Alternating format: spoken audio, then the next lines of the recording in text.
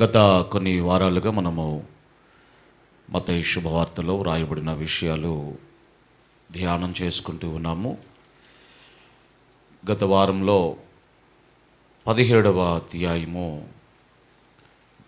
13వ వచనం వరకు 13 వరకేనా 13వ వచనం వరకు మనము విషయాలు ధ్యానం చేసుకుని ఉన్నాం. అంతకుముందు వారంలో రూపాంతరమును గురించి, పోయిన వారంలో రాబోయేటువంటి ఏలియా ఎవరు, ఆ విషయాల గురించి మనము ధ్యానం చేసుకుని ఉన్నాం. ఈ వారం మన ధ్యానము నిమిత్తమై 17వ అధ్యాయము 14వ వచనము నుండి 21వ వచనం వరకు వ్రాయబడిన విషయాలు మనం చదువుకొని ధ్యానములో ముందుకెళ్దాము. నేను చదువుతాను, అందరూ కూడా జాగ్రత్తగా గమనించండి. వారు జనసమూహమునొద్దకు వచ్చినప్పుడు ఒకడు ఆయన ఎద్దుకు వచ్చి ఆయన ఎదుట మోకాళ్ళుని, ప్రభువా, నా కుమారుని కరుణించుము, వాడు చాంద్రరోగి అయి మిక్కిలి బాధపడుచున్నాడు. ఎలాగనగా అగ్నిలోనూ నీళ్లలోనూ తరచుగా పడుచు ఉన్నాడు. నీ శిష్యుల యొద్దకు వారిని తీసుకుని వచ్చితిని గాని వారు వానిని స్వస్థపరచలేకపోయిరని చెప్పెను. అందుకు యేసు, విశ్వాసము లేని మూర్ఖతరము వారలారా, మీతో నేనెంతకాలము ఉందును, ఎంతవరకు మిమ్మును సహింతును, వారిని నా యొద్దకు తీసుకుని రండని చెప్పెను. అంతట యేసు ఆ దయ్యమును గద్దింపగా అది వానిని వదిలిపోయెను. ఆ గడియ నుండి ఆ చిన్నవాడు స్వస్థత పొందెను. తరువాత శిష్యులు ఏకాంతముగా యేసునొద్దకు వచ్చి, మేమెందుచేత దానిని వెళ్ళగొట్టలేకపోతిమి అని ఆయనను అడిగిరి. అందుకు ఆయన, మీ అల్ప విశ్వాసము చేతనే, మీకు ఆవగినంత విశ్వాసముండిన ఎడల ఈ కొండను చూచి ఇక్కడి నుండి అక్కడికి పొమ్మనుగానే అది పోవును. మీకు అసాధ్యమైనది ఏదీ ఉండదని నిశ్చయముగా మీతో చెప్పుచున్నానని వారితో అనెను.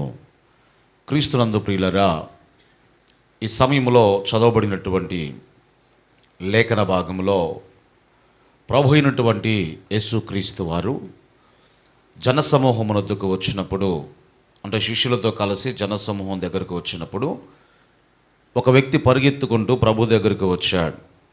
మోకాళ్ళుని ప్రభువును వేడుకుంటున్నాడు. ప్రభువా, నా కుమారుని కరుణించుమయ్యా. చాంద్ర రోగము అంటే ఫిడ్స్ లాంటిది. ఆ ఫిడ్స్ వచ్చినప్పుడల్లా కూడా ఎక్కడెక్కడో పడిపోతూ ఉన్నాడు.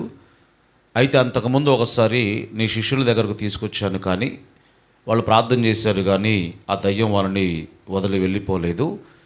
కాబట్టి దయచేసి నువ్వు బాగు చేస్తావని నీ దగ్గరకు తీసుకొచ్చాను అని ఆ యొక్క వ్యక్తి ప్రభువును వేడుకున్నాడు. ఆ ప్రభు ఏం చేశారు అంటే, ముందుగా తన శిష్యుల వైపు తిరిగి వారిని గద్దించాడు. ఇంకా నేను ఎంతకాలం మీతో కూడా ఉంటాను, విశ్వాసము లేనటువంటి మూర్ఖతరము వారలారా అని ప్రభు వారిని గద్దించినట్లుగా లేఖన భాగంలో మనం చూస్తాం. ఎందుకు యేసయ్య ఆ మాట చెప్పారు అంటే, 10వ అధ్యాయం 1వ వచనంలోనే వారికి అధికారం ఇచ్చాడు. దయ్యములను వెళ్ళగొట్టడానికి, అనేక మంది రోగులను స్వస్థపరచడానికి ప్రభు అయిన యేసుక్రీస్తు వారు వారికి అధికారాన్ని ఇచ్చాడు. కానీ ఆ అధికారము చేత వారు విశ్వాసముంచలేనటువంటి స్థితిలో ఉండి ఆ అధికారాన్ని వారు వినియోగించుకోలేక వారందరూ కూడా ఉన్నటువంటి స్థితిలో ప్రభు వారిని గద్దించాడు.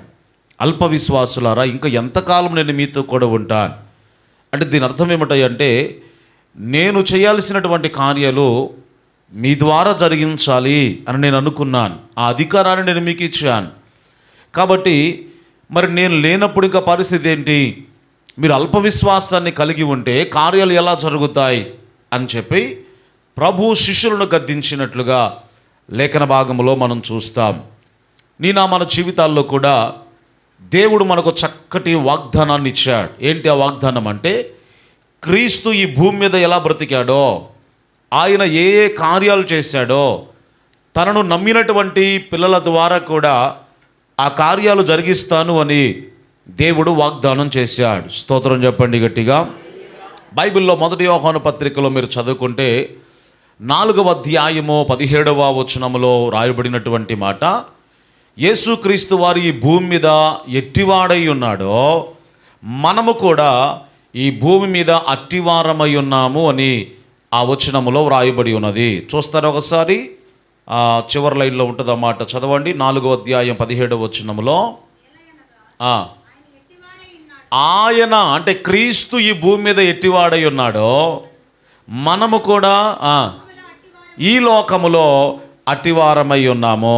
ఆమేన్ చెప్పండి గట్టిగా. ఎంత చక్కటి మాట. ఆయన ఎట్టివాడై ఉన్నాడో మనము కూడా అలాంటి వారమే. కానీ మనమేం చేస్తామో, ఎవరైనా ప్రార్థన చేస్తే మనకి ఏదైనా కార్యం జరుగుద్దా అనే ప్రాకులాటలో మనం ఉంటాం కదా. ఇప్పుడు సేవకులను అడగాలి, ప్రార్థన సహాయం మంచిదే. సంఘాన్ని ప్రార్థన సహాయం అడగాలి, మంచిదే. కానీ నా భారం ఏంటో, నా ఆసక్తి, నా ఆశ ఏమిటాయంటే, సంఘముగా ఎవరో ప్రార్థన చేస్తే నాకు బాగవుద్ది, ఎవరో ప్రార్థన చేస్తే నాకు విడుదల దొరుకుద్ది అని మీరు వెతుక్కోవటం కాదు. మీరే ప్రార్థన చేస్తే ఇతరులు బాగుపడాలి. ఆ స్థాయిలోనికి సంఘం రావాలి. స్తోత్రం చెప్పండి గట్టిగా. మీకు అర్థమవుతుందా? ఫలానా పెద్దయ్య గారు, ఫలానా అయ్య గారు మాకు ప్రార్థన చేయాలి, మాకు విడుదల దొరకాలి. మన స్థాయి అది కాదు. సంఘం ఏ స్థాయిలోనికి వెళ్ళాలి అంటే, నా యేసయ్య ఈ భూమి మీద ఎట్టివాడో నేను కూడా అట్టివాడనై ఉంటాను. యేసయ్య ద్వారా కార్యాలు జరిగాయి, నా ద్వారా కార్యాలు జరగాలి. సంఘము యొక్క క్షేమము కొరకు, సంఘము యొక్క క్షేమ అభివృద్ధి కొరకు. ఇది వన్ మ్యాన్ షో కాదు. సేవకుడికి దేవుడు ఒక వరాన్ని ఇస్తాడు, నీకు ఒక వరాన్ని దేవుడు ఇస్తాడు, ఇంకొక వరాన్ని దేవుడు ఇంకొకరికి ఇస్తాడు. వరాలని సేవకుడికి దేవుడు ఇవ్వడో, ఇస్తే సేవకుడు దేవుడు అయిపోతాడు. మీకు అర్థమవుతుందా? సంఘము యొక్క ప్రయోజనం కొరకు, శరీరము యొక్క క్షేమాభివృద్ధి కొరకు, అంటే సంఘము యొక్క క్షేమాభివృద్ధి కొరకు సంఘములో ఉన్న ఒక్కొక్కరికి ఒక్కొక్క వరాన్ని దేవుడు ఇస్తాడు. మీకు పోయిన వారంలో చెప్పాను, వరాలు ఎందుకు లేవు సంఘంలో? స్థిరత్వం లేదు కాబట్టి. స్థిరత్వం ఎందుకు లేదు? పాపాలు చేస్తూ ఒప్పుకుంటూ మళ్ళీ చేస్తూ మళ్ళీ ఒప్పుకుంటూ పడిపోతూ మళ్ళీ లేస్తూ ఆ జీవితంలో ఉన్నావు కాబట్టి. కనుక ప్రభునందు ఆత్మీయులరా, దేవుని సంఘముగా మనము స్థిరత్వములోనికి రావాలి, దేవుని అభిషేకాన్ని పొందుకోవాలి, ఆత్మ వరముల చేత మనం నింపబడాలి. కాబట్టి ఆ వరములను మనం అపేక్షించాలి. ఆ విషయాన్ని మనమందరం కూడా గ్రహించాలి. ఇక్కడ శిష్యులను గద్దిస్తూ ఏమన్నాడు అంటే, ఇంక ఎంతకాలం నేను మీతో ఉంటాను, కాబట్టి నేను చేయాల్సినటువంటి కార్యములో మీ ద్వారా జరగాలి. పై వచనాల్లో పేతురు ఏమన్నాడు యేసయ్యతో, ప్రభువా మనం ఎక్కడికి పోవద్దయ్యా, ఈ కొండ మీదనే ఉందాం. ఇదే పరలోకంలాగా ఉంది. ఎందుకంటే ఎంత చక్కగా ఉంది. ఏలియా ఉన్నాడు, మోషే గారు ఉన్నాడు, తండ్రి అయిన దేవుని స్వరం వినబడుతూ ఉంది, నువ్వు రూపాంతరం చెందావు, కాబట్టి కొండ మీదనే ఉందాం, ఇదే పరలోకము అనుకున్నాడు పేతురు. కాబట్టి మందిరములో ఉంటే ఇక మందిరానికి వస్తున్నాం, వెళ్తున్నాం, సరిపోద్దులే, వాక్యం వింటున్నాను సరిపోద్దులే, ఆరాధన చేస్తున్నాను సరిపోద్దులే అనుకోవడం కాదు. పేతురా, మరి మనం కొండ మీద ఉంటే కొండ కింద అపవాది చేత పీడించబడే వారి పరిస్థితి ఏంటి? లేకపోతే రోగముల చేత, సమస్యల చేత, లోక సంబంధమైనటువంటి వాటి చేత పీడించబడే వారి పరిస్థితి ఏంటి? వారికి విడుదలను ఇవ్వడానికి మనం కొండ మీద ఉంటే సరిపోదు, మనం కొండ కిందకు వెళ్ళాలి అన్నాడు యేసయ్య. ఆమేన్ చెప్పండి గట్టిగా. మందిరంలో మనం ఆరాధించుకుంటున్నాం, వాక్యాన్ని వింటూ ఉన్నాం, దేవుని యొక్క సన్నిధిని అనుభవిస్తున్నాం. మరి మందిరానికి బయట ఉన్న వారి పరిస్థితి ఏంటి? లోకములో ఉన్న వారి పరిస్థితి ఏంటి? లోకములో లోక ఆకర్షణల చేత, పాప సంబంధమైనటువంటి ఆకర్షణల చేత పాపములో పడిపోయినటువంటి వారి పరిస్థితి ఏంటి? కాబట్టి వారికి విడుదల కలగాలి అంటే మనము లోకములోనికి వెళ్ళాలి. మందిరానికి వస్తున్నాము, కానీ లోకములో దేవుని కార్యాలు జరగాలి అంటే సంఘముగా దేవుని ఆత్మచేత మనము అభిషేకించబడాలి. ఆమేన్ చెప్పండి గట్టిగా. హల్లెలూయా. ప్రభు అన్నాడు, నేను ఎంతకాలం ఇంకా మీతో కూడా ఉంటాను. మరి ఎందుకయ్యా సంఘములో ఆ వరాలు లేవో, క్రీస్తు వలె ఎందుకొరకు మనము కార్యాలు చేయలేకపోతున్నాము అంటే, క్రీస్తుతో మనకు సహవాసం అనేది, సంబంధం అనేది లేదు. యోహాను గారు ఏమన్నాడు? ఆయన ఎట్టివాడో మనము కూడా అట్టివారమై ఉన్నాము అన్నాడు. మరి ఆయన ఎట్టివాడో మనం కూడా అలాగే ఉండాలి అంటే ఏం చేయాలి మనము? నీకు అర్థం కావడం చెప్తాను. మూగోడితో చెవిటోడితో 6 నెలలు సహవాసం చేస్తే మూగోడు ఏమైపోతావు అంటే అన్నారు పెద్దలు.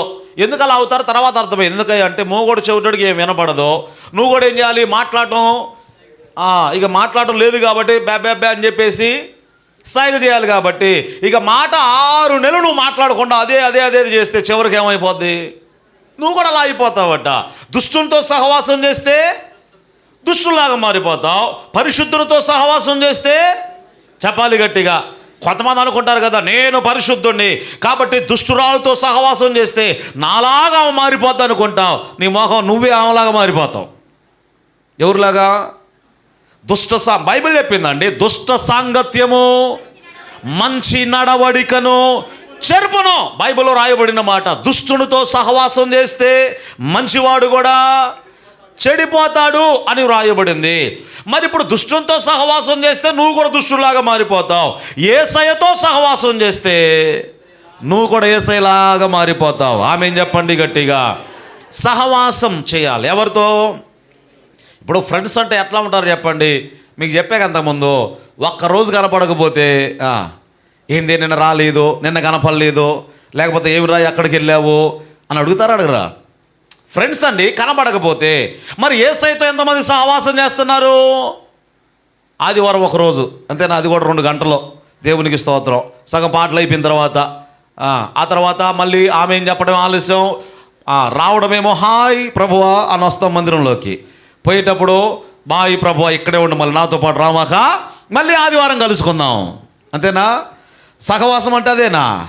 ఏమంటే ఫ్రెండ్స్ అంటే నువ్వు ఏ స్థలంలో ఉన్నా కూడా దేవుని నువ్వు కలుసుకుంటావు, దేవునితో సహవాసం చేస్తావు. కానీ దౌర్భాగ్యం ఏమిటంటే దేవుడు మనతో సహవాసం చేయడానికి ఆయన ఆల్రెడీ దిగి వచ్చాడు. ప్రత్యక్ష గుడారం గురించి మాట్లాడుతూ ఏమన్నాడు అంటే, బలిపీఠం దాటి ఆ తర్వాత గంగాలమును దాటి ప్రత్యక్ష గుడారములో పరిశుద్ధ స్థలములో ధూపవేదిక అనుభవం అంటే ఆత్మాభిషేకము, ఆ తర్వాత సముఖపు రొట్టెల బల్ల సంఘంతో సహవాసము, ఇవన్నీ దాటి ధూపవేదిక దగ్గరకు నువ్వు రాగలిగితే, అంటే ప్రార్థనా జీవితంలోనికి నువ్వు రాగలిగితే దాని ఎదురుగుండానే ఏముంది? అతి పరిశుద్ధ స్థలంలో దేవుని మందస్సు ఉంది. అంటే దేవుడు ఉన్నాడు. ఏదో ఒకలాగా తిప్పలబడి అవన్నీ దాటుకుంటూ ఇక్కడ దాకా నువ్వు రాగలిగితే అక్కడ నేను నిన్ను కలుసుకుంటాను అన్నాడు దేవుడు. ఆమేన్ చెప్పండి గట్టిగా. అంటే ప్రార్థన అంటే ఏంటి? నీకున్న గొంతము కోరికలన్నీ దేవుడి మీద పెట్టి ఇస్తావా చస్తావా అని అడగడం కాదు ప్రార్థన అంటే. ప్రార్థన అంటే దేవుని కలుసుకునేటువంటి ఏకైక మార్గము. మరి ఎంతమంది దేవుని కలుసుకుంటున్నారు? ఎంతమంది దేవునితో సహవాసం చేస్తూ ఉన్నారు? ఒంటరిగా ఉన్నప్పుడు, నువ్వు పొలంలో పని చేస్తూ ఉన్నప్పుడు, కాలేజీకి వెళ్తూ ఉన్నప్పుడు, హాస్టల్లో ఉన్నప్పుడు, స్కూల్కి వెళ్తూ ఉన్నప్పుడు, వ్యవసాయం చేస్తూ ఉన్నప్పుడు, పొలములో ఉన్నప్పుడు ఎంతమంది దేవునితో సంబంధమును సహవాసమును కలిగి జీవించగలుగుతూ ఉన్నారు? నువ్వు దేవునితో సహవాసం చేస్తే దేవుని వలె మార్చబడతావు. మోషే కొండ మీద దేవునితో గడిపాడు కాబట్టి ఆయన ముఖమట తేజస్సుతో నింపబడింది. మోషే నీ ముఖాన్ని చూడలేకపోతున్నాము అన్నారు. అంటే మోషే దేవునితో గడిపాడు కాబట్టి ఎలా మారిపోయాడు? దేవుని వలె మార్చబడ్డాడు. ఆయన ఎట్టివాడో ఈ భూమి మీద ఆయన వలె మనము మార్చబడాలి అంటే యేసయ్యతో మనం ఏం కలిగి ఉండాలి? సహవాసమును కలిగి ఉండాలి. స్తోత్రం చెప్పండి గట్టిగా. హల్లెలూయా. ఎంతమంది మీరు సహవాసం చేస్తున్నారు దేవునితో? ఏమన్నాడు? అయ్యా బలిపీఠాన్ని దాటిరా. ఏంటి బలిపీఠం అంటే? సమర్పణ జీవితం. నీ పాప జీవితం అక్కడ కాల్చబడాలి. శరీర క్రియలు సజీవ యాగముగా అక్కడ కాల్చబడాలి. గంగాలము దగ్గర శుద్ధీకరించుకోవాలి. అంటే క్రీస్తు రక్తము ద్వారా, దేవుని వాక్యము ద్వారా శుద్ధీకరించుకొని ఆత్మాభిషేకమును పొంది సంఘముతో నువ్వు సహవాసమును కలిగి ప్రార్థన జీవితంలోనికి రాగలిగితే యేసయ్యమన్నాడు అక్కడ నేను నిన్ను. మరి ఇప్పుడు ఎంతమంది కలుసుకుంటున్నారు ఇవన్నీ దాటొచ్చి యేసయ్యని? మిమ్మల్ని డైరెక్ట్గా ప్రార్థన చేస్తా దేవుడు కలుసుకుంటాడంటే ఇవన్నీ అనుభవాలు లేకుండా నువ్వు దేవుని ఎలా కలుసుకుంటావు? ఖచ్చితంగా దేవుని కలుసుకోవాలి అంటే మొదట్లోనే పోద్ది మనకి. ఎక్కడ? సజీవ యాగముగా బలిపీఠం మీద మనం అందరం ఏం చేయబడాలి? ఎలా కాల్చబడాలి? సగం గాలిపోయిన క్రైస్తవులు ఉంటారు కొంతమంది. సగం గాలిపోయిన శవాన్ని మనం చూడలేము అండి, ఎంత భయంకరంగా ఉంటుందో కదా. ఎలా కాల్చబడాలి మరి? పూర్తిగా సజీవ యాగముగా పూర్తిగా కాల్చబడాలి.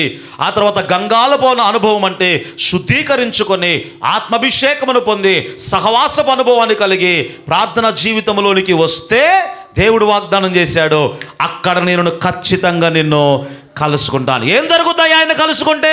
సమరయ స్త్రీ ఒక్కరోజు యేసయ్యతో సహవాసం చేస్తే యేసయ్యలాగా మారిపోయింది. జక్కయ్య ఒక్కరోజు యేసయ్యను కలుసుకున్నాడు, యేసయ్యలాగా మారిపోయాడు. నువ్వు యేసయ్యతో సహవాసం చేస్తే పరలోకంలో కాదు ఈ భూమి మీదనే యేసయ్యలాగా మార్చబడతావు. అంగీకరించిన సంఘం ఆమేన్ చెప్పండి గట్టిగా. హల్లెలూయా. ఆయన ఎట్టివాడు మనము కూడా ఈ భూమి మీద అట్టివారమై ఉంటాము.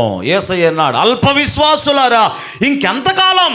ఇప్పుడు మన డైలాగ్ అంటే ఈ కాలానికి తగ్గట్టు చెప్పాలంటే, ఇంకెంతకాలం పోతావురా అక్కడకు ఇక్కడకు ఎవడో బాగు చేస్తాడు, ఈడెవడో బాగు చేస్తాడు, ఆయన ఎవరో ప్రార్థన చేస్తాడు, ఇంకెంతకాలం ప్రాకులాడుతావో.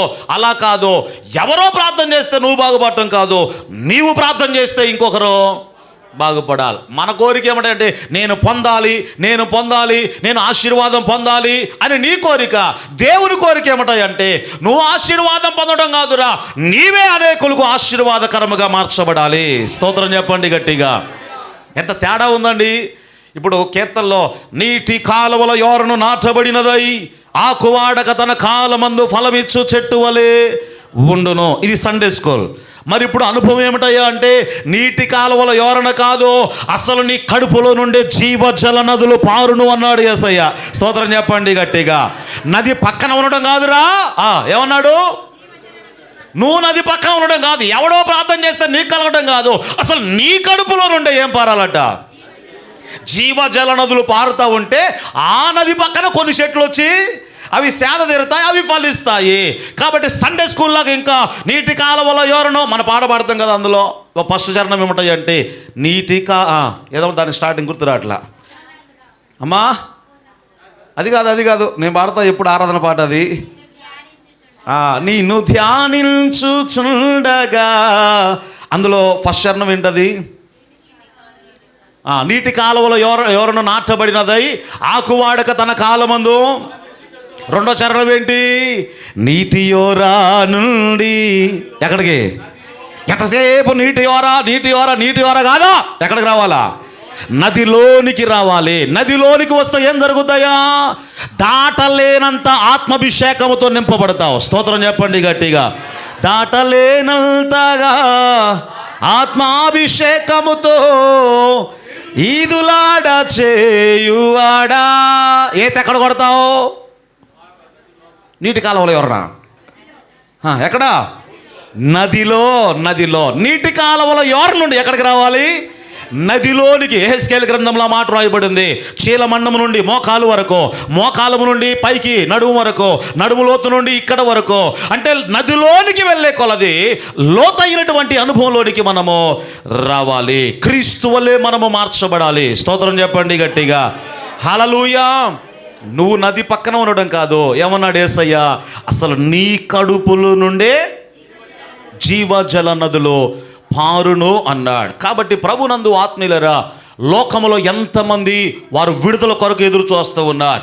లోకములో ఎంతమంది వారుకున్నటువంటి అపవిత్రాత్మల నుండి విడుదల కొరకు, వారుకున్నటువంటి సమస్యల నుండి విడుదల కొరకు, లేకపోతే పాప సంబంధమైన క్రియల నుండి విడుదల కొరకు ఎంతమంది ఎదురు చూస్తూ ఉన్నారు. సేవకుడు ఒక్కడే చేసే పని కాదు. ఇప్పుడు దేవుడు ఏం చెప్తున్నాడు? యేసయ్య, ఇంకా ఎంతకాలంరా నేను మీతో ఉంటాను? ఎంతకాలం? సంఘముగా మీరు చేయాల్సిన పని ఏంటి? లేకపోతే నన్ను నమ్మినందుకు, నా అభిషేకాన్ని పొందినందుకు, ఎంత వాక్యం వింటున్నారు, ఎంత ప్రార్థన చేస్తున్నారు, ఇంతగా నాతో మీరు సహవాసం చేస్తున్నారు, ఇంకా ఎంతకాలము నేను మీతో ఉంటాను? సంఘముగా మనం చేయాల్సింది ఏమిటంటే సావుకుడు చేసే కార్యాలు సంఘము ద్వారా జరగాలి. యేసయ్య చేసే కార్యాలు సంఘము ద్వారా జరగాలి. స్తోత్రం చెప్పండి గట్టిగా. ఎవరికైనా అపవిత్రాత్మ పట్టింది అనుకుందాం, సంఘంలో ఏం చేయాలి? అప్పుడు ఎవరైనా ప్రార్థన చేస్తే, ఒకవేళ సంఘంలో కాదు అన్యుడు ఎవరో అనుకుందాం, అయ్యా అపవిత్రాత్మ ఏదో పట్టింది ప్రార్థన చేయండి అంటే ఏం చేయాలా? అంతంత దూరం కూర్చొని మా అయ్యగారికి ఫోన్ చేస్తా, అప్పుడు దాకా అమ్మా అంత దూరం కూర్చో మా అయ్యగారు వస్తాలే, అప్పుడు మరి నువ్వేం చేస్తావు? మరి బిరుగు తిని పడుకో, ఆదివారం వచ్చి మామూలు ప్రార్థన చూసుకొని మామూలు పోదు. కానీ అయ్యగారు వచ్చేదాకా కాదు. ఏం చేయాలా? ఇంకా యేసయ్య ఏం చేశాడు తెలుసా? అక్కడ దయ్యంతో మీటింగ్ పెట్టలా. ఆయన దయ్యంతో మీటింగ్ పెట్టలా, శిష్యులను గద్దించాడు. ఆ శిష్యులను గద్దించి, అల్ప విశ్వాసులరా ఇంకెంతకాలం నేను మీతో ఉంటానురా అని శిష్యులను గద్దించాడు. ఇప్పుడు దయ్యాన్ని చూసి ఏమన్నాడు? రే ఒక మైకి పట్టరండ్రా అని చెప్పి ఆడు మూతిలో ఒక మైకి పెట్టి, ఏడొక మైకి పట్టుకొని, నీ పేరేంది, నా పేరేంది, నీ ఊరేంది, ఇక్కడ ఎవరు ఉన్నారు, అక్కడ ఎవరున్నారు? దయ్యంతో మీటింగ్ ఏదరా? దయ్యంతో మీటింగ్ ఏది అసలు? యేసయ్య ఎక్కడ చూసినా కూడా ఏమన్నాడు తెలుసా? పో అన్నాడంతే, ఒక్క మాటే. ఏమన్నాడు ఆయన? ఒక్క మాటే. పౌలు శీల కూడా పుతోను దయ్యం పట్టిన చిన్నదాన్ని చూడగానే ఏమన్నారు వాళ్ళు? పో, దయ్యాన్ని గద్దించారు అంతే. దయ్యంతో మీటింగ్ ఏంది నాకు అర్థం కాలా. ఈ మీటింగ్లు పెట్టే వాళ్ళంతా ఏంటో తెలుసా? షోయింగ్ ఏంటి? అయ్యగారు దయ్యాన్ని పోగొడుతున్నాడు. ఇప్పుడు దయ్యం ఎదురుకుండా ఉంటే ఉపవాస ప్రార్థన, మోకాళ్ళ ప్రార్థన, ఇక కళ్ళు మూసుకొని పో పో పో పో అని నువ్వేం చెప్పనక్కర్లా. యేసయ్య అన్నాడు ఒక సందర్భంలో, అయ్యా మేము ఎందుకొరకు వెళ్ళగొట్టలేకపోయామంటే ఇది ఉపవాస ప్రార్థన వలననే. ఎప్పుడు ఉపవాస ప్రార్థన వలన? దయ్యం పట్టినోడు వచ్చినాక కాదు, రోగసుడు వచ్చినాక కాదు, అంతకుముందు ఏకాంతముగా నువ్వు చేసిన ప్రార్థన ఏదైతే ఉందో టైం వచ్చినప్పుడు అది ఫలిస్తుంది. స్తోత్రం చెప్పండి గట్టిగా. యేసయ్య అక్కడ మోకాళ్ళు వేసి ప్రభువా అని ప్రార్థన చేశాడా? అంతకుముందు ఆయన చేసిన ప్రార్థన అక్కడ సమయానికి అది ఫలించింది. మీకు అర్థమవుతుందా? ఉదాహరణకు బైబిల్లో హిజ్కియా అనబడినటువంటి వ్యక్తికి మరణకరమైన రోగం వచ్చిందండి. ఏ రోగం? మరణకరమైన రోగం వచ్చింది. యెషయా ప్రవక్త వచ్చి నువ్వు చస్తావు కొన్ని రోజుల్లో, చక్కపరుచుకొని ఇంటిని అని చెప్పాడు. నీతిమంతులకు దేవుడు ఎప్పుడు కూడా వారి మరణాన్ని ఆయన బయలుపరుస్తాడు. ముందుగానే దేవుడు ఖచ్చితంగా బయలుపరుస్తాడు. పెద్దనాన్నగారు కూడా చనిపోయినప్పుడు పెద్దయ్య గారు చనిపోవడానికి ముందు లాస్ట్ ఇయర్ నాది BTH ఫైనల్ ఇయర్, అది మరి ఏమైందో ఏదో నాకు తెలియదు కానీ ఈ సంవత్సరం ఉండిపోలే అన్నాడు నాతో. నేను ఖచ్చితంగా చెప్తున్నాను మీకు, దైవజనుడిగా ఇక్కడ నిలబడి చెప్తున్నాను, ఈ సంవత్సరం ఉండిపో అన్నాడు. ఉండిపో అంటే ఈ ఒక్క సంవత్సరంగా ఫైనల్ ఇయర్ అయితే అయిపోద్ది, BTS సర్టిఫికేట్ వస్తుంది అని చెప్పేసి అన్నా. అంతకుముందు లాస్ట్ బస్సు మనకు 10ంటికో ఏముండేదండి అక్కడ నుంచి ఇంటికి రావడానికి. నేను 9:30కే ట్రైన్ ఎక్కా, బస్సు పోద్దేమో ఇల్లని కూడా చెప్పా. నేను ఎక్కుతాలే వెళ్ళిపో అంటే లేదు, ట్రైన్ వచ్చేదాకా ఉన్నాడు అక్కడ. ట్రైన్ వచ్చేదాకా ఉండి నేను ఎక్కిందాకా ఉండి ఇక లాస్ట్ టాట్ అదే. నాకు తెలియదు కదా, అప్పటికే చెప్పాను అంతకుముందు ఈ సంవత్సరం ఉండిపో అని చెప్పేసి. అంటే ఈ ఒక్క సంవత్సరమే కదా అయిపోద్ది అనుకున్నాను, కానీ ఏదో నాకు తెలియదులే. కానీ మీకు చెప్తున్నాను అర్థం కావడానికి. దేవుడు ఏం చేస్తాడు అంటే నీతిమంతులకు తన మరణమును గురించి ఆయన అంటే వాళ్ళ మరణము గురించి ఆయన బయలుపరుస్తాడు. ఆమేన్ చెప్పండి గట్టిగా. కనుక ప్రభునందు ఆత్మీయులారా, హిజ్కియాకు మరణకరమైన రోగం వచ్చినప్పుడు యెషయా ప్రవక్త వచ్చి చెప్తున్నాడు, కొన్ని రోజుల్లో నువ్వు చచ్చిపోతావు కాబట్టి నీ ఇంటిని చక్కపరుచుకో, ఏమేం చేయాలని చక్కపరుచుకోమని చెప్పినప్పుడు మొత్తానికి ఇప్పుడు ఇతడేం చేశాడు అంటే నేను బ్రతకాలి అనుకున్నాడు, ఆశ కలిగిందట. గోడ వైపు తన ముఖాన్ని తిప్పుకొని మంచం మీద పడుకున్నాడు. మంచం మీద పడుకొని ఏమని ప్రార్థన చేశాడు తెలుసా? దేవా, నేను ఎంత యథార్థంగా నడుచుకున్నానో, నీ దృష్టికి ఎంత అనుకూలంగా నడుచుకున్నానో, నేను ఎంత భక్తి చేశానో, ఎంత ప్రార్థనా జీవితాన్ని కలిగి ఉన్నానో అది జ్ఞాపకం చేసుకొని నన్ను బాగు చేయవా అన్నాడు. ఏమన్నాడు? మీకు అర్థమైంది ఆయన ప్రార్థన? ఏమని ప్రార్థన చేశాడు? నేను గతంలో ఎలా ఉన్నానో నీకు తెలుసు కదా, నేను ఎంత అనుకూలంగా ఎంత యథార్థంగా నీ దృష్టికి నడుచుకున్నానో, నేను ఎంత పవిత్రంగా ఉన్నానో, ఎంత ప్రార్థనా జీవితాన్ని కలిగి ఉన్నానో అది జ్ఞాపకం చేసుకొని నన్ను బాగు చేయి అన్నాడు. ఇప్పుడు దేవుడు కళ్ళు మూసుకున్నాడు. దేవుని దృష్టికి అసాధ్యం ఏది కూడా కనుమరుగైనది ఏది లేదు. దేవుడికి తెలుసు ఆయన ఎంత యథార్థంగా ఉన్నాడో. కాబట్టి హిజ్కియాను దేవుడు ఏం చేశాడు అంటే బాగు చేసి ఇంకో 15 సంవత్సరాల ఆయుష్ను పొడిగించాడు. ఆమేన్ చెప్పండి గట్టిగా. రోగం వచ్చినప్పుడు భక్తి కనపరచడం కాదా, అప్పుడు ఎక్కలేని పవిత్రత వస్తుంది మనకి. ఎప్పుడు? రోగాల సమస్య వచ్చినప్పుడు. కానీ హిజ్కియా ఏమన్నాడు? అంతకుముందే పవిత్రుడిగా ఉన్నాడు, అంతకుముందే ప్రార్థనాపరుడిగా ఉన్నాడు, అది జ్ఞాపకం చేసుకుని నన్ను బాగు చేయన్నాడు. ఇప్పుడు మీకు రోగం వచ్చింది అనుకోండి, రోగమే కాదు ఏదో సమస్య వచ్చింది అనుకోండి, ఇప్పుడు మీరు కూడా హిజ్కియాలాగా కళ్ళు మూసుకొని ప్రభువా, అంతకుముందు నేను ఎంత యథార్థంగా ఉన్నానో, ఎంత ప్రార్థనా జీవితాన్ని కలిగి ఉన్నానో, నీ దృష్టికి ఎంత అనుకూలంగా నడుచుకున్నానో అది జ్ఞాపకం చేసుకొని నన్ను బాగు చేయవా అని ప్రార్థన చేశారనుకోండి. దేవుడు జ్ఞాపకం చేసుకోవడానికి ఒక్కసారి కళ్ళు మూసుకున్నాడు, అంత చీకట ఏమీ లేదు అక్కడ. దేవునికి స్తోత్రం. నువ్వు ఎక్కడ చచ్చావు యథార్థంగా? అంత ప్రార్థన జీవితం ఎక్కడది మనకి? ఏదైనా రోగం వచ్చినప్పుడు తప్ప, అంతేనా? స్తోత్రం చెప్పండి గట్టిగా. హల్లెలూయా. ఏం చేశాడు హిజ్కియా ప్రార్థన? చదువుతారు ఒకసారి 38వ అధ్యాయం అనుకుంటా యెషయా గ్రంథంలో వ్రాయబడినటువంటి మాట చూడండి ఒకసారి. యెషయా గ్రంథం 38వ అధ్యాయం 2వ వచనముల నుండి మనం చదువుకోండి. అక్కడ వ్రాయబడిన మాట, అతడు తన ముఖమును గోడ తట్టు తిప్పుకొని యెహోవా, యథార్థ హృదయుడనై సత్యముతో నీ సన్నిధిని నేను ఎట్లు నడుచుకుంటునో, నీ దృష్టికి అనుకూలముగా సమస్తము కూడా, కొన్ని విషయాలు కాదు, ఎన్ని విషయాలట? దేవునికి అనుకూలంగా అన్ని విషయాలు కూడా సమస్తమును నేనెట్లు జరిగించుతునో కృపతో జ్ఞాపకము చేసుకొని నన్ను బాగు చేయి. స్తోత్రం చెప్పండి గట్టిగా. ఇప్పుడు ఖచ్చితంగా ఈ ప్రార్థన మీరు చేయగలరా? ఏ ప్రార్థన? నేను గతంలో ఎలా ఉన్నానో జ్ఞాపకం చేసుకొని ఇప్పుడు కార్యం చేయవా అని ఈ ప్రార్థన మీరు చేయగలరా? స్తోత్రం చెప్పండి గట్టిగా. లేదు అప్పటికప్పటికే అంటారు ఇకంతా. అమ్మా, నీ యథార్థత, నీ భక్తి, నీ ప్రార్థనా జీవితం ఏదైతే ఉందో, నువ్వు ఆపత్కాలంలో ఉన్నప్పుడు అది ఉపయోగపడుతుందట. ఏది? అప్పటికప్పుడు భక్తి కనబరచడం కాదు. నేనెంత యథార్థంగా ఉన్నానో, ఎంత ప్రార్థనా జీవితాన్ని కలిగి ఉన్నానో నీకు తెలుసు కదా, నీకు అనుకూలంగా బ్రతికాను, అది జ్ఞాపకం చేసుకుని నన్ను బాగు చేయి. ఇప్పుడు శిష్యులు ఎందుకొరకు అలా చేయలేకపోయారంటే, ఆ వ్యక్తి వచ్చాడు కానీ అంత ప్రార్థనా జీవితం వారికి లేదు, అంత విశ్వాసం వారికి లేదు. మీకు ఎందుకు ఇదంతా చెప్తున్నాను అంటే, టైం వచ్చినప్పుడు, అవసరం వచ్చినప్పుడు కాదు, వ్యక్తిగతంగా దేవునితో సమయాన్ని గడపండి, వ్యక్తిగతంగా దేవునితో సహవాసం చేయండి. ఆ అనుభవం మీకు లేకపోతే మన జీవితాల్లో మనం కార్యాలు చూడలేము. కాబట్టి ఈ శిష్యులను గద్దించి యేసయ్యమన్నాడు, అల్ప విశ్వాసులారా, నేను ఎంతకాలం ఇంకా మీతో కూడా ఉంటాను అని వారిని గద్దించి ఆ వ్యక్తిని బాగు చేశాడండి. రైట్. ఆ వ్యక్తిని బాగు చేసిన తర్వాత యేసుక్రీస్తు వారు ఆయన ముందుకు వెళ్తూ ఒక మాట చెప్పాడు. అక్కడ రాయబడిన మాట చూడండి ఒకసారి. మత్తయి శుభవార్తలో 17వ అధ్యాయము 22వ వచనముల నుండి మనం చదువుకుని అక్కడ రాయబడినటువంటి మాట. 17వ అధ్యాయము 22వ వచనములో, వారు గలిలయలో సంచరించుచు ఉండగా యేసు మనుష్య కుమారుడు మనుషుల చేతికి అప్పగింపబడబోవచ్చు ఉన్నాడు, వారు ఆయనను చంపుదురు, 3వ దినమున ఆయన లేచునని వారితో చెప్పగా వారు బహుగా దుఃఖపడిరి. ఆమెన్ చెప్పండి గట్టిగా. ఇది మళ్ళీ అధ్యాయంలో 2వ సారి చెప్తున్నాడు. నేను మృతులలో నుండి తిరిగి లేచేదాకా ఈ దర్శనం ఎవరితో చెప్పొద్దు అన్నాడు 9వ వచనములో. అంటే యేసయ్య చనిపోయి మరలా అంతకుముందు కూడా మత్తయి శుభవార్తలో 10వ అధ్యాయంలో ఏం చెప్పాడు? ఇదిగో నేను శిలువ మరణం పొందుతాను, నేను చంపబడతాను, కొట్టబడతాను, కాబట్టి యూదుల చేతికి అప్పగించబడతాను, 3వ దినమున తిరిగి లేస్తాను అంటే పేతురేమన్నాడు 16వ అధ్యాయములో? ప్రభువా, అది నీకు ఎన్నిసార్లు చెప్పాడో యేసయ్య, నేను కొట్టబడతాను, నేను నిందించబడతాను, అవమానపరచబడతాను, నేను చంపబడతాను, 3వ దినమున మృత్యుంజయుడిగా నేను తిరిగి లేస్తాను. ఎన్నిసార్లు చెప్పాడు యేసయ్య. కానీ ఈరోజు మట్టి పొరలకు అర్థం కాల. ఎంతసేపు యేసయ్యను బైబిల్ విమర్శించడమే తప్ప అదే పనిగా వాళ్ళకి. కానీ యేసయ్య అన్నాడు, నేను చావడానికే వచ్చాను రా ఈ భూమి మీదకి అన్నాడు. కానీ విమర్శించే వాళ్ళు ఏమంటారు? దేవుడికి సావు ఉంటుందా ఎక్కడైనా? దేవుడికి సావు లేదు కాబట్టే మనిషిగా వచ్చాడు ఆయన. మీకు అర్థమవుతుందా? దేవునికి చావు లేదు. ఎందుకు చావాలయ్యా? ఎందుకు చావాలో మీకు అర్థమయ్యేటట్లు చెప్తాను.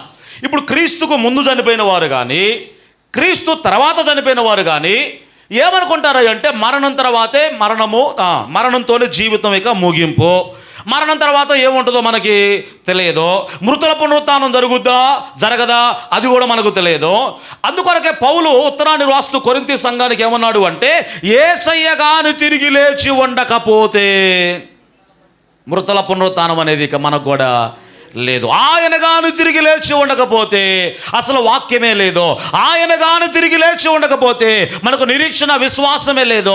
ఆయన గాని తిరిగి లేచి ఉండకపోతే మీ విశ్వాసం వ్యర్థమే. అసలు ఇక మనకంటే దౌర్భాగ్యుడు ఎవడు కూడా లేడు అన్నాడు. ఆమెన్ చెప్పండి గట్టిగా.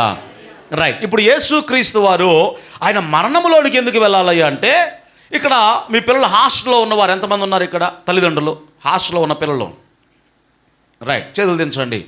హాస్టల్లో పంపించడానికి ముందు మీరు వెళ్ళి హాస్టల్ చూసి వచ్చారా లేదా? చూసి రాకుండా పంపించారా? పోండి అని చెప్పేసి పంపించారా?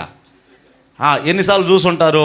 ఒకవేళ పిల్లోడు నేను పోను అన్నా కూడా అక్కడ అంత వసతులన్నీ బాగున్నాయి, వంట బాగుంది, లేకపోతే కిచెను ఇవన్నీ నీట్గా ఉన్నాయి, ఆ తర్వాత గదులన్నీ కూడా శుభ్రంగా నీట్గా ఉన్నాయి, వెళ్ళొచ్చు అనుకున్న తర్వాతనే ఏం చేస్తారు? మీరు పిల్లల హాస్టల్కి పంపిస్తారు. ఇప్పుడు మరణ భయం మనం కలిగి ఉన్నాం కదా. యేసయ్య ఏం చేశాడు అంటే, మనకంటే ముందుగా ఆయన ఎక్కడికి వెళ్ళాడు? మరణములోనికి వెళ్ళాడు. ఎక్కడికి వెళ్ళాడు ఆయన? మరణములోనికి వెళ్ళాడు. చావుకు చావు దెబ్బ కొట్టాడు. 3వ దినమున తిరిగి లేచాడు. ఇప్పుడు ఏమన్నాడు అంటే, నా పిల్లలారా, నా యందు విశ్వాసం ఉంచే వారులారా, మీరు భయపడమాకండి మరణానికి. ఎందుకంటే మరణము నా ముందు అది ఓడిపోయినటువంటి శత్రువు కాబట్టి నేను ఏ రీతిగా తిరిగి లేచానో మీరు కూడా నా యందు విశ్వాసం ఉంచేవాడు కూడా మరలా తిరిగి లేస్తాడు. కాబట్టి మీకు ఇక ఏ మరణ భయము కూడా అక్కర్లేదు అన్నాడు. ఆమెన్ చెప్పండి గట్టిగా. మరణ శాపాన్ని దూరపరిచేవాడు. లేకపోతే మరణం అనేది భయం ఏదైతే ఉందో ఆ భయం అనబడిన దాస్యము నుండి విడిపించడానికి యేసయ్య కూడా ఏం చేశాడు? మరణములోనికి ఆయన వెళ్ళాడు. అందుకొరకు ఇప్పుడు క్రైస్తవులంగా మనకు మరణం అంటే భయం లేదు కాబట్టి నువ్వు ఏ తరుణాలకు పోనక్కర్లా అమ్మా, ఎక్కడ మునగక్కర్లేదు, ఇంకేమి నువ్వు చేయనక్కర్లా. ఎందుకొరకాయ అంటే ఆయన ముందు మరణము ఓడిపోయిన శత్రువు. ఏమైనా పోయి వచ్చారా? మునిగొచ్చారు ఎవరైనా? మునిగి సావండి. మళ్ళీ గేటు దాకా కూడా రావద్దు మీరు మందిరానికి. మళ్ళీ రావద్దు, వచ్చే వారం కనబడమాకండి. ఇక చర్చిలోకి రావద్దు. ఎందుకొరకంటే అక్కడే మునగండి. ఇక ఇక్కడ ఆల్రెడీ ఒకసారి మునిగావుగా, మళ్ళీ నీకు నువ్వు, నేను అన్నిల గురించి చెప్పట్లా, క్రైస్తవుల గురించి మాట్లాడుతున్నా. అర్థమైన ఆమేన్ చెప్పండి గట్టిగా. మీరు మళ్ళీ లోక ఆచారములు చేస్తున్నారు అంటే బైబిల్లో ఒక మాట రాయబడింది. సంఖ్యాకాండంలో మీరు చదువుకుంటే 23వ అధ్యాయం 9వ వచనం టకటక చదువుతారా? రెఫరెన్సులు చెప్తాను. సంఖ్యాకాండము 23వ అధ్యాయము 9వ వచనంలో వ్రాయబడినటువంటి మాట, బిలాము పలికిన మాట ఏంటి తెలుసా? ఈ జనాంగము ఏ జనాంగమో తెలుసా? వీరు జనములలో లెక్కింపబడరు, వారు ప్రత్యేకముగా ఒంటిగా ఉండేటువంటి ప్రజలు అన్నాడు. స్తోత్రం చెప్పండి గట్టిగా. వీళ్ళు జనములలో లెక్కింపబడరు, వాళ్ళు ఒంటిగా ఉండే ప్రజలు. టకటక రెఫరెన్స్లు ఇస్తాను. ఎస్తేరు గ్రంథం 3వ అధ్యాయము 8వ వచనంలో రాయబడిన మాట, ఇదిగో లోకస్తుల విధులు ఏవైతే ఉన్నాయో సకల జనుల విధులకు వేళ్ళ విధులు వేరుగా ఉంటాయి అన్నాడు. ఆమేన్ చెప్పండి గట్టిగా. లోకస్తుల విధులు వేరు, సంఘము యొక్క విధులు వేరు. ఇక లేవ్యాకాండం ఇది తీయండి ఒకసారి. లేవ్యాకాండం 18వ అధ్యాయములో 3వ వచనము నుండి 5వ వచనం వరకు చదవండి ఒకసారి. లేవియాకాండము 18వ అధ్యాయము 3వ వచనము నుండి 5వ వచనం వరకు మనం చదువుకుని అక్కడ రాయబడినటువంటి మాట, మీరు నివసించిన అంటే ఐగుప్తు దేశంలో 430 సంవత్సరాలు ఉన్నారుగా, మీరు నివసించినటువంటి ఐగుప్తు దేశపు ఆచారములను ఆ దేశ ఆచారముల చొప్పున మీరు, అంటే ఐగుప్తు దేనికి గుర్తు? అందరు చెప్పాలి గట్టిగా. ఐగుప్తు దేనికి గుర్తు? లోక ఆచారాలు. మీరు 430 సంవత్సరాలు అక్కడ ఉన్నారు కదా, ఆ దేశ ఆచారములు మీరు చేయకూడదు. ఇది బాగానే ఉంది. మళ్ళీ ఏమన్నాడు? నేను మిమ్మల్ని రప్పించుచున్నటువంటి కనాను దేశం ఏదైతే ఉందో ఆ దేశ ఆచారాలు చొప్పున కూడా మీరు. ఈ మాట మీకు అర్థమైందా? కానాను దేనికి గుర్తు మీరు చెప్పండి. కానాను దేనికి? పాలు తేనెలేలే. దేనికి గుర్తు? పవిత్రత, పరిశుద్ధత, ఆత్మీయతలో ఉన్నత స్థాయి. దేనికి గుర్తు? ఏందంత సీరియస్గా చూస్తున్నారో? స్తోత్రం చెప్పండి గట్టిగా. మమ్మల్ని మునగొద్దన్నాడని చూస్తున్నారా? చూసినా పర్వాలేదులే, వాక్యం ఫలించిందని అర్థం. స్తోత్రం చెప్పండి గట్టిగా. హల్లెలూయా. కానాను అంటే పరిశుద్ధత, పవిత్రత, దానికి గుర్తు. ఇప్పుడు ఏం చెప్పాడు? మీరు ఎక్కడి నుంచి వచ్చారు? ఆచారాలు పాటించొద్దు. మీరు ఎక్కడికి వెళ్తున్నారు అంటే ఏంటి? లోకంలో ఆచారాలు ఉన్నాయి, సంఘంలో కూడా ఏమున్నాయి?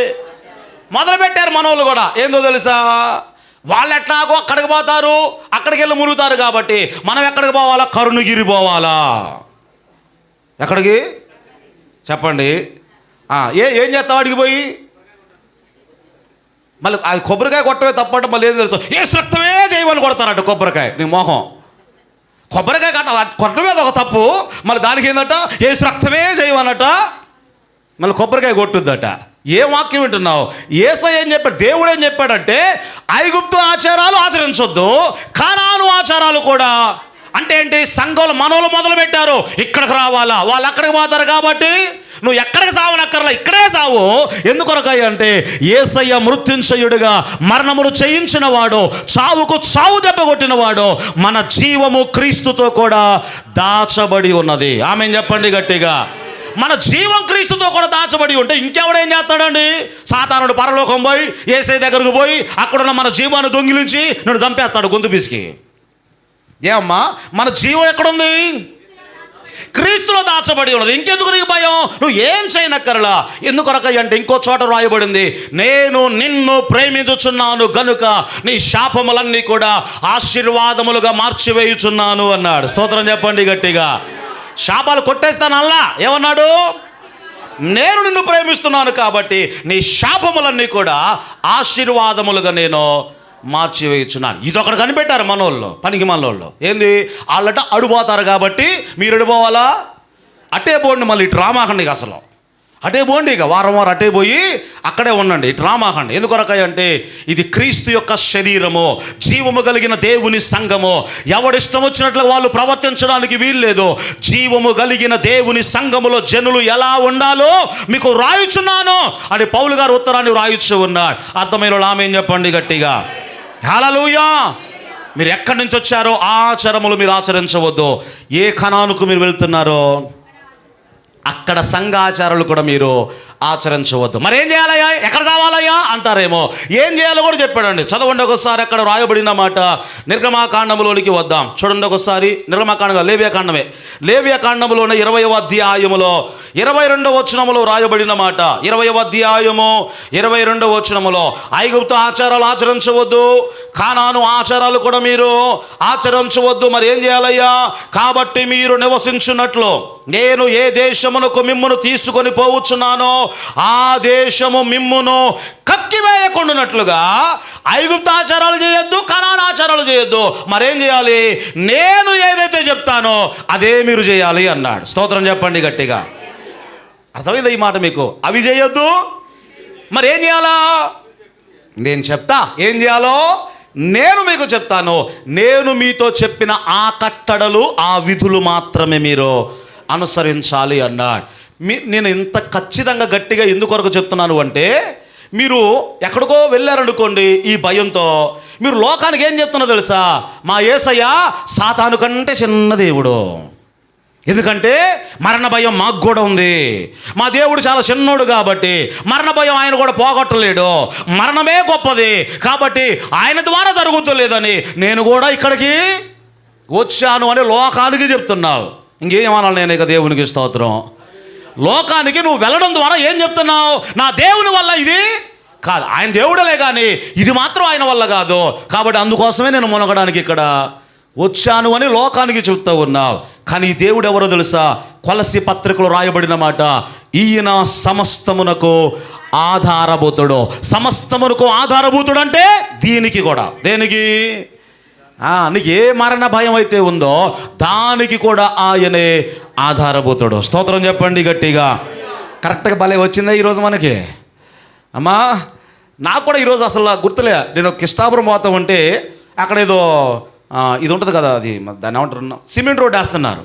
ఆ సిమెంట్ రోడ్ దగ్గర పెద్ద వాల్ పోస్టర్ అక్కడ పెట్టారండి. ఏంటంటే వల్లాపురానికి దారి అని పెట్టారు. ఏదో వల్లాపురం, ఇది కృష్ణాపురంగా వల్లాపురం దారి అని పెట్టారు. ఏందబ్బా అంటే అప్పుడు ఆలోచన వచ్చింది, ఓహో ఈరోజు దేవునికి స్తోత్రం కలుగును గాక. దేవుడు భలే అన్ని సెట్ చేస్తాడు మనకి కదా. జాగ్రత్త గమనించండి. మరణ భయము క్రైస్తవునికి లేదు. జాగ్రత్త. ఐగుప్తు ఆచారాలు కదా, అక్కడికి మేము పోలే కానీ ఎక్కడికట్టా పోయేది? ఎక్కడికట్టా? అక్కడికి పోతే ఏం జరుగుద్ది నాకు తెలియదు. మరి అక్కడికి పోయి ఏం చేస్తారు? మరి ఏం చేస్తారు అక్కడికి పోయి అంటే? అది కూడా నాకు ఈరోజు తెలిసింది. సంఘంలో ఒక అమ్మాయి చెప్పింది, అయ్యా అడుపోవట్లేదు కానీ ఇడిపోతున్నారు. ఎటో మరి ఇడిపోతున్నారు. మరి ఇడిపోయి ఏం చేస్తారో నాకు తెలియదు. మరి అక్కడ కూడా ఒక కాలువలాగా ఉంది ఏదో, మరి మురికి నీళ్ళు, అందులో మునిగి వస్తున్నారా? మునకండి. అది కూడా అది కంపు కొట్టుది. అది 2-3 సార్లు వెళ్ళాను నేను అక్కడికి. ఎందుకంటే ఏదో మనోళ్ళు కార్యక్రమాలు చేస్తుంటే చేయాలయ్య గారు అంటే అక్కడ ఏదో హాల్ లాగా ఉంటుందిగా, కార్యక్రమాలు చేయడానికి వెళ్ళి అక్కడికి. మునగండి, బాగా మునగండి. మళ్ళీ అదే చెప్పాను మీకు, మళ్ళీ రామాకండి, ఇట్లా మునిగి అక్కడే ఉండండి. దేవునికి స్తోత్రం కలుగును గాక. ఎందుకొరకై అంటే జీవము కలిగినటువంటి దేవుని సంఘముగా యేసయ్యను మనం లోకానికి ఏమని కనపరచాలి? నా యేసయ్య మృత్యుంజయుడు, సమస్తమునకు ఆయనే ఆధారభూతుడు, అన్నిటికీ ఆయనే ఆధారభూతుడు. స్తోత్రం చెప్పండి గట్టిగా. హల్లెలూయా. మరణమే పెద్ద సమస్య కదా. మరి మరణాన్ని యేసయ్య జయించాడు కదా, ఇంకేముందండి? గొల్యాతే పెద్ద సమస్య. వాడు పడిపోయాడు, మిగతా సమస్యలన్నీ పారిపోయాయి లేదా? మిగతా వాళ్ళందరూ ఎప్పుడు పారిపోయారు? పెద్ద సమస్య గొల్యాతే పోయినప్పుడు. మరి ప్రపంచంలో పెద్ద సమస్య ఏంటి? మరణము. దాన్నే యేసయ్య ఓడించాడు కదా. మరి మిగతా సమస్యలంతా అర్థమైతే స్తోత్రం చెప్పండి గట్టిగా. హల్లెలూయా. మరణములోనికి ఆయన వెళ్ళాలి చెప్పి వెళ్ళాడండి యేసయ్య. అకస్మాత్తుగా చావడం కాదు. మీకు అర్థమవుతుందా? అకస్మాత్తుగా తన జీవితకాలం అంతా ఇదే చెప్పాడు ఆయన. ఏం చెప్పాడు? నేను వెళ్తాను మరణములోనికి, నేను కొట్టబడతాను, హింసించబడతాను. యోహాను శుభవార్తలో రాయబడిన మాట, నా అంతటకు నేనే నా ప్రాణమును ఇస్తున్నాను. ఇవ్వడానికి నాకు అధికారం ఉంది, మరలా దాన్ని వెనక్కి తీసుకోవడానికి నాకు అధికారము ఉంది. ఈ మాట సిలువలో నెరవేర్చబడింది. ఎలా నెరవేర్చబడిందో తెలుసా? 39 కొరడా దెబ్బలు, భయంకరమైనటువంటి కొరడా దెబ్బలు. మామూలు కొరడా కాదు, మేకులతో, పదునైన మేకులతో, బ్లేడ్లు లాంటి మేకులతో అమర్చబడినటువంటి పొడవైన కొరడా. ఒక గుంజకు ఇలా ఉంచి కట్టివేసి 39 కొరడా దెబ్బలు. ఆ కొరడా పడగానే అది ఇట్లా చుట్టుకుంటుందండి, ఇలా చుట్టుకుంటుంది. బలంగా ఇట్లా లాగుతారు, పైనున్న మాంసం ముద్దలన్నీ కూడా అట్లా ఊడి వచ్చేస్తాయట. 39 కొరడా దెబ్బలో ఎంత భయంకరమైన వేదన అనుభవించాడో. ఆ సిలువ మీద కూడా ఆయన చివరికి దాహము కొనుచున్నాను అంటే అక్కడ ఉన్న వాళ్ళకి జాలేసట. ఏమిచ్చారు అంటే ఈ ఎనస్థీసియా అంటారు చూసారా, మత్తు, అంటే మత్తు కలిగించే ద్రాక్ష రసాన్ని ఇచ్చారట. ముఖ్యంగా సైనికులకు కాలు చేతులు ఇరిగి చచ్చిపోయే మూమెంట్లో ఆ నొప్పి తట్టుకోకుండా చచ్చిపోవడానికి ఏం చేస్తారంటే ఇంతే ఉంటుంది లిక్విడ్, అది ఆ లిక్విడ్ ఇస్తారండి. అది ఇస్తే నొప్పి తెలియకుండా చచ్చిపోతారు. ఇప్పుడు వీళ్ళు ఏం చేస్తారంటే అదే వాడారు అక్కడ. సైనికులు వాడేది ఏదైతే ఉందో జాలేసట, మంచినీళ్ళు కాదులే కానీ ఇది తాగు, చచ్చేటప్పుడైనా నొప్పి తగలకుండా చస్తావని యేసయ్యకి ఇస్తే అది చూశాడు ఆయన, నాలుగుతో అందుకున్నాడు, నాకొద్దు అన్నాడు. ఎందుకు వద్దన్నాడు? ఆ నొప్పి గుండా నేను వెళ్ళాలి, ఆ బాధ గుండానే నేను వెళ్ళాలి. ఎందుకోసమయ్యా యేసయ్యా అంత బాధ అనుభవించావు అంటే నువ్వు చేసిన పాపం అంత భయంకరమైనది గనుక. అర్థమైన లామేం చెప్పండి గట్టిగా. అంత భయంకరమైన పాపమును శిలువ మీద భరించడానికి అంత నొప్పి గుండా యేసయ్య వెళ్ళాడు. అయినా ఆయన ప్రాణం పోయిందా? పోలేదు. యేసయ్య చెప్పాడు, నా అంతటకు నేనే నా ప్రాణాన్ని ఇస్తాను అన్నాడు. ఎప్పుడు పోయిందయ్యా ప్రాణం అంటే, తండ్రి ఇదిగో నీ చేతికి నా ఆత్మను నేను, అంటే తనంతటకు తానుగా ఆత్మను అప్పగిస్తేనే తప్ప యేసయ్య ప్రాణాన్ని ఎవ్వడు కూడా తీయలేడు. ఆమేన్ చెప్పండి గట్టిగా. హల్లెలూయా.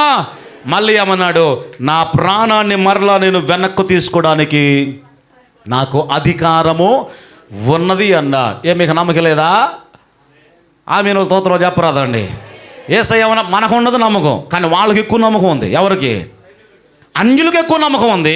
అందుకొరకు ఏమన్నారు తెలుసా? యేసయ్య ఇంత గాయపరచబడ్డాడు కదా, చిన్న గాయం అయితేనే సెప్టిక్ అయితే మనకు 10 టీటీలు వేయించుకొని కూర్చుంటాం, అవునా కదా? మరి 3వ రోజు ఎంత సెప్టిక్ అయితే యేసయ్యకో, ఆయన సామాన్యమైన శరీరం కదా. ఆ తర్వాత పునరుత్థానపు శరీరం వచ్చిందనుకోండి 3వ రోజు. కానీ ఇప్పుడు ఆయన సమాధి చేయబడ్డాడు. వీళ్ళు మళ్ళీ పిలాతు దగ్గరికి వెళ్ళారట, ఈ దుర్మార్గులంతా. అక్కడికి పోయి నిలబడితే ఏదిరా మళ్ళీ వచ్చారు అని అడిగాడు పిలాతు. ఏదిరా అంటే ఏమి లేదు, ఆ సమాధి చేసాం కదా. సమాధి అంటే మనం చేసే సమాధి లాంటిది కాదు, రాతితో తొలిపించబడిన సమాధి. ఒక రాయి ఏం చేస్తాడు, ఇసురాయిలాగా గుండ్రగా ఉంటుందండి. 20 మంది కలిసి ద్వారాన్ని ఏం చేస్తారు, మూసివేస్తారు. ఏదిరా మళ్ళీ వచ్చారు అంటే ఆ సమాధి ఉందిగా, ఆ సమాధిని గొలుసుల చేత బంధించి గవర్నమెంట్ సీల్ వేయండి అన్నాడు. గవర్నమెంట్ సీల్ దేనికి వేస్తారండి? ఏదైనా గవర్నమెంట్కి సంబంధించింది ఉంటే, ఆ ప్రాపర్టీ ఉంటే దాన్ని సీజ్ చేస్తారు. ఎవడైనా గవర్నమెంట్కి తెలియకుండా ఓపెన్ చేస్తే నాన్ బెయిలబుల్ కేసు అవుతుంది. మీకు అర్థం? ఎవడు కూడా ఓపెన్ చేయడానికి వీళ్ళు లేదు. ఇప్పుడు వీళ్ళు వచ్చేట దేనికి అడుగుతున్నారు? ముద్ర వేయమని. సమాధికి గొలుసులేసి ముద్ర వేయమని అడుగుతున్నారు. ఇదేంద్రా లోపలంతా శవరా, దానికి గొలుసులేని ముద్ర ఏందా, నువ్వు వేస్తావేవా అన్నారు వీళ్ళు. ఇంటికి అర్థమైపోయింది, ఈ పిచ్చోళ్ళు నన్ను కూడా సిలువ వేసేస్తారు అని చెప్పేసి పోయిందిలే పోండ్రా అని చెప్పేసి గొలుసులేసి ముద్ర వేసాడట. మళ్ళీ వచ్చారు. మళ్ళీ ఏమడిగారంటే అది సరిపోదులే కానీ అక్కడ ఒక 10 మంది సైనికులు కాపలా పెట్టు అన్నారు. ఎక్కడ? సమాధికి కాపలా అయిందిరా, బతుకున్నోడికి ఎవడన్నా ఇంటికి కాపలా పెడతాడు, కానీ లోపల ఉంది శవం, దానికి కాపలా అయిందా అంటే నువ్వు పెడతావా పెట్టవా అన్నారు. ఏమిరా అని చెప్పేసి గట్టిగా అడుగుతావంటే అప్పుడు చెప్పారట, లోపల ఉన్నోడు సామాన్యుడు కాదు, మళ్ళీ లేచినా లేస్తాడు, లేవగానే మళ్ళీ ఏం చేయాలా అమ్మా? వాళ్ళకున్న విశ్వాసం కూడా లేదు మనకి. దేవునికి స్తోత్రం. వాళ్ళు గుర్తుపెట్టుకున్నారండి. ఆయన బతుకున్నప్పుడు చెప్పాడు, ఏం చెప్పాడు? నన్ను చంపేస్తారు, 3వ రోజు మరలా నేను తిరిగి. వాళ్ళకు గుర్తుంది కానీ శిష్యులకు గుర్తు లేదండి. ఆదివారాన భోజనం చేయడానికి కూర్చున్నారట వీళ్ళు. ఎవరో వారు భోజనములు చేయుటకు కూర్చుని ఉండగా యేసుక్రీస్తు వారి మధ్యలో ప్రత్యక్షమాయను అని లేఖన భాగంలో రాయబడింది. వాళ్ళు బండ గుర్తు పెట్టుకొని సమాధి దగ్గర దాన్ని ఏమంటారు, కళ్ళప్పులిచ్చుకొని చూస్తారు, చూసారా? అట్లా చూస్తూ ఉన్నారు. కానీ వీళ్ళకి ఏం చేశారట, ఏ బాధ లేదంటే భోజనానికి కూర్చొని భోజనం చేద్దామని భోజనానికి ప్రార్థన చేసి ఆమెను అనగానే యేసయ్య అక్కడ ఉన్నాడట. స్తోత్రం కలుగును గాక. వారు భోజనము చేయుచుండగా యేసుక్రీస్తు వారి మధ్యలో వేయబడిన తలుపు వేయబడినట్టుగానే ఉన్నది, కానీ యేసయ్య వారి మధ్యలోనికి వచ్చాడు. ఇక్కడ నాకు ఒక ప్రశ్న ఏమిటంటే, వేయబడిన తలుపు వేయబడినట్టుగానే ఉంది, గోడలో నుంచి వచ్చాడు కదా, మరి సమాధిలో కూడా ఎట్టగా రావచ్చుగా? రాయి ఎందుకు దొర్లించబడాలా అమ్మా? రాయి ఎందుకు దొర్లించబడాలి అంటే బయట నోడికి తెలియాలి లోపల ఉన్నవాడు లేచాడు అని. ఆమె చెప్పండి గట్టిగా. రాయి అలాగే ఉంటే లోపల శవం ఉందో ఏముందో తెలియదుగా. కాబట్టి బయట నోడికి ఏం తెలియాలి అంటే ఆయన 3వ రోజు తిరిగి లేచాడు. ఈ రాత్రి మనం ఆరాధించే యేసయ్య ఎవరు తెలుసా? చావుకు చావు దెబ్బగొట్టి మృత్యుంజయుడిగా తిరిగి లేచినటువంటి యేసయ్య. గట్టిగా చప్పలు కొడుతూ ప్రభు నామాన్ని గణపరచుదా. హల్లెలూయా. తాను చెప్పినట్లుగా ఏం చేశాడు? 3వ రోజు ఆయన తిరిగి లేచాడు. ఒకవేళ ఇప్పుడు ఈయన అంటాడు కదా, దేవుడు చచ్చిపోవడం ఏంటి అంటే అసలు సవాల్ అది కాదు. యేసయ్య సవాల్ ఏంటి? నేను చచ్చిపోతాను, 3వ రోజు తిరిగి లేస్తాను. ఇప్పుడు సవాల్ చేసేవాడు ఏమనాలి? నీకు దమ్ముంటే చచ్చిపోయి లేచి చూపించు అనాలి. అవునా కదా? చాలాసార్లు మీకు చెప్పా, ఈరోజు పాకిస్తాన్ ఇండియా మ్యాచ్ ఉంది, అందుకే రాలేదేమో కొంతమంది. అంతేనా? కొంతమంది అందుకే రాలేదేమో, దేవునికి స్తోత్రం. సరే, ఈ పాకిస్తాన్ మీద మ్యాచ్ ఆడేటప్పుడు టీం ఎవరు నాకు గుర్తులేదు ఇప్పుడు, కానీ ఒక ఆయన ఎవడో శపథం చేశాడు అనుకుందాం, కెప్టెన్ ఎవడో శపథం చేశాడు, ఈరోజు పాకిస్తాన్ మీద నేను సెంచరీ చేస్తా, 100 పరుగులు చేస్తాను అన్నాడు అనుకోండి. ఇప్పుడు పాకిస్తాన్ వాడు ఆ సవాల్ రిసీవ్ చేసుకుంటే ఆడేమనాలి ఆన్సర్గా? నీకు దమ్ముంటే కొట్టి చూడు అన్న, అంతే కదా. అంతేగాని నీకు దమ్ముంటే ఎనికిపో, నీకు దమ్ముంటే ఆట ఆడు మాకు అంటాడా ఎవడైనా? ఏమండి యేసయ్య, అరే నేను చస్తానురా, మరణములోనికి వెళ్తాను, మరణములోనికి వెళ్ళి మృత్యుంజయుడిగా తిరిగి లేస్తాను అంటే సవాల్ చేసేవాడేమనాలా? నీకు దమ్ముంటే తిరిగి లే అని చెప్పాలి. కానీ మళ్ళీ ముఖం వేసుకొని దేవుడు చచ్చిపోవటం ఏంటి అంటే ఏం చెప్పాలి నీకు? దేవుడు చచ్చిపోవడం ఏంటి అంటే విమర్శించడానికి ఏదో ఒకటి. కానీ నా యేసయ్య తాను చెప్పినట్లుగా 3వ రోజు తిరిగి లేచాడు. ఆయన కానీ తిరిగి లేచి ఉండకపోతే ఈరోజు అసలు ఏ పాటలు ఉండవండి. ఒకే పాట ఉండేది, ఏమిటంటే నీవు మావలే మనిషివని నీకు మరణము. అదే మనం కూడా పాడుకోవాల్సి వచ్చేది. కానీ యేసయ్య ఆయన ఏం చేశాడు అంటే మరణము ఆయన ముందు ఓడిపోయింది. అది ఓడిపోయినటువంటి శత్రువు. ఇప్పుడు మనం ఏ పాట పాడుకుంటాం చెప్పండి? పునరుత్థానుడా. ఇక ఎన్ని పాటలు ఇది ఎత్తాడు కదా, సజీవుడవై, ఎన్నైనా పాడుకుంటాం మనం. ఎందుకొరకై అంటే ఆయన పునరుత్థానుడై తిరిగి లేచాడు. చెప్పాడు ముందే, నేను మరణములోనికి వెళ్తాను. ఎందుకు వెళ్ళావయ్యా అంటే మనకు మరణ భయాన్ని పోగొట్టడానికి.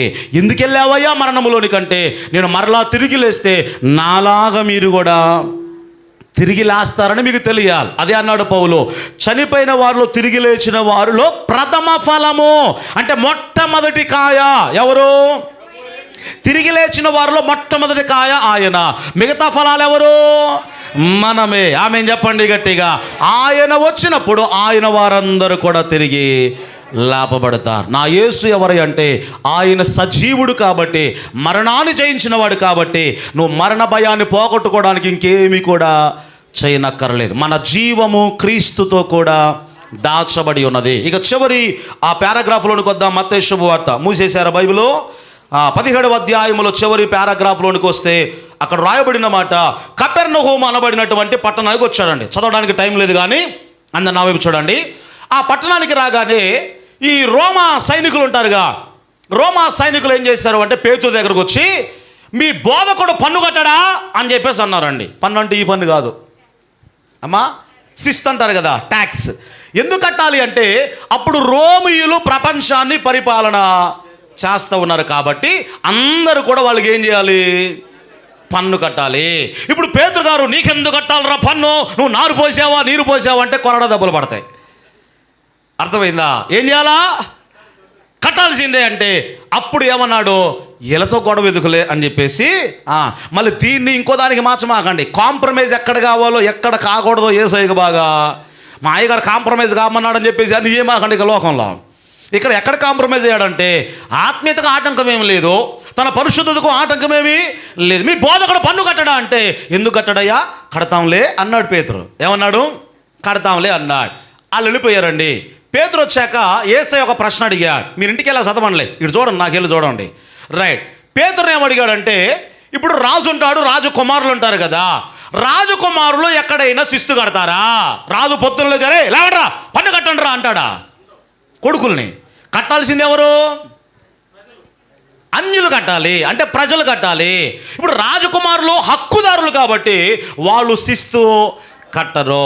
నేను కూడా ఎవరిని అంటే రాజకుమారుడను, హక్కుదారుడును, నేను కట్టాల్సిన అవసరము లేదు అన్నాడు. కానీ కడదామన్నాడు. ఏమన్నాడు? నేను కట్టాల్సిన అవసరము లేదు అన్నాడు. కానీ ఏమన్నాడు తర్వాత? కడదాము అన్నాడు. ఇప్పుడు కట్టడానికి డబ్బులు కొన్ని హక్కులు మనకు ఉంటాయండి. ఇప్పుడు ఎవరికో 1000 రూపాయలు ఇచ్చావు, వాడు ఏదో అంటున్నాడు.